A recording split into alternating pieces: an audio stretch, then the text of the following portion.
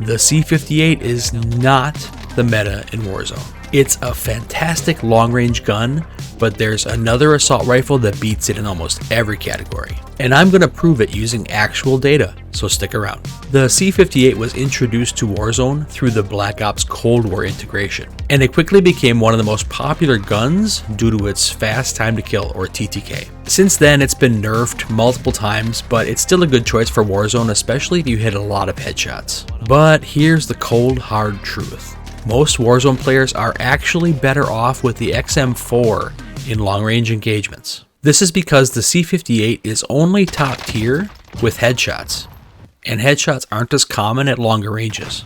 So in this video, we're going to compare the C58 and XM4 time to kill, movement and handling stats, recoil patterns, and then we're going to take a look at their meta builds.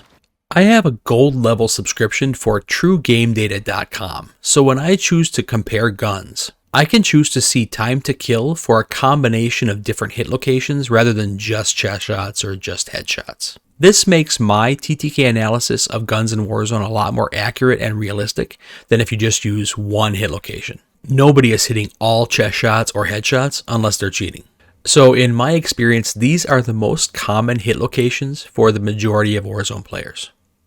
You can see here that we've got 7% of shots hitting the head, 5% hitting the neck, 30% hitting the chest, 24% in the stomach, 12% in both the upper arms and upper legs, and then 5% in both the lower arms and lower legs.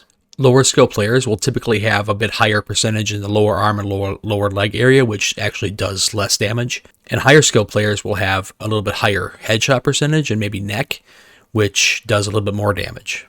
We're using 250 health, which is 3 armor plates. We're not including an open bolt delay. We're not including sprint to fire time. That's a lot more useful for the SMG category. We are going to include bullet travel time to target because with longer range engagements, bullet velocity can make a big difference. So this is our TTK or time to kill graph. Okay, on the left side, we can see the time to kill of whatever guns we're looking at in seconds. Okay, and then down below, the lower the better on this side. And then down below, you've got your distance to target. Okay, so this is how you know what the time to kill is at whatever distance you happen to be shooting your target at. All right, so we have the C58 is orange, and this purple pink color is the XM4. The XM4 is has a time to kill of 0.583, so closing in on 0.6 seconds at point blank range. Okay, and then out here, that time to kill continues to be pretty low, right up until this point right here at like 33 meters, where there's a damage drop off. And then the time to kill shifts and becomes higher. So it kills a little bit slower once you hit the 33 meter range. And then it kills at roughly, 0.7 seconds out to infinity. Okay, that's how you read that graph. And then for the C58, it kills at 0.65 seconds at point blank range, and then extends out to here where it has this damage drop off at about 37 meters. So it's about 4 meters where you can see that the C58 has a better time to kill by just a bit.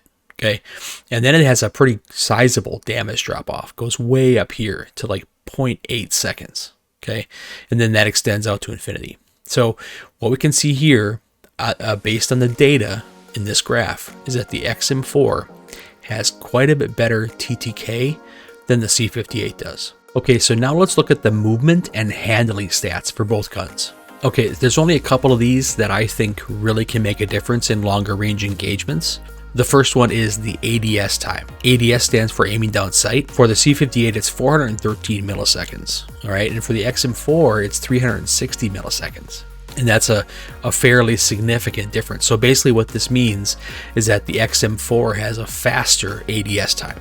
This can matter if you're at a longer range and you see your target at the same time as they see you. Then your ADS time can actually make a difference. Another one that I think really makes a difference is the fire rate. Okay, this is how fast the rounds come out of your gun. This matters because the faster your fire rate, sometimes it can affect the kick, the recoil, how easy it is to fire the weapon. But in most cases, why it's most important is that the higher your fire rate, the more forgiving the weapon is. So for example, if you have a slow fire rate and one bullet goes downrange very slowly, far apart from the next one, if you miss any of those, your time to kill goes way up. It's way slower. And if there's a lot less time between when the bullets leave the gun and hit the target, it's okay if you miss one here and there, because there's another one coming right behind it. So it's a lot more forgiving with a higher fire rate. And we can see here the C58 has a 553 rounds per minute, while the XM4 has 721 rounds per minute. So it's a significantly higher fire rate for the XM4. Movement speed can make a difference, but the difference between these two guns is negligible. So we're going to move on to the next one, which is ADS movement speed. So movement speed is where you just are moving around while you're carrying your weapon. ADS movement speed is how fast your guy moves as you're aiming down sight. During a long range firefight, this actually can make a big difference, because if you can be more mobile while you're firing and ADSing your gun, it'll help you make them miss you more while you're still hitting them. And 1.82 meters per second is the ADS movement speed on the C58, while 2.02 meters per second is the ADS movement speed for the XM4. So the XM4 actually allows you to move faster than the C58 while you're aiming down sight. The last one here that I think can make a significant difference in a long range engagement is bullet velocity. And that is because the higher your bullet velocity, the faster the bullet travels through the air, which means it can feel more like hit scan. You pull the trigger, and exactly where you aimed is exactly where that bullet lands. Instead of where you pull the trigger, where you aim, there might be some bullet drop because the bullet moves slower on the way there. So it's got more time for the physics of the game to affect it, right? So the higher the bullet velocity, generally the better. And we see here that the XM4 has a little bit higher bullet velocity than the C58 does. Next, I want to look at something that's actually very important for a lot of these guns for a lot of players, and that is recoil pattern. And we can see here the orange is the C58 and the pink and purple is the XM4. So that's something that you'd have to remember and keep in mind as you're firing the C58. It does have a significant amount of vertical recoil. Fortunately, the bullets do land in a pretty straight line. So there isn't a lot of horizontal bounce, which can be really, really difficult to manage for any gun in Warzone. So that's nice. It's not the worst recoil pattern I've ever seen. For the XM4, the purple ones, there is significantly less vertical recoil.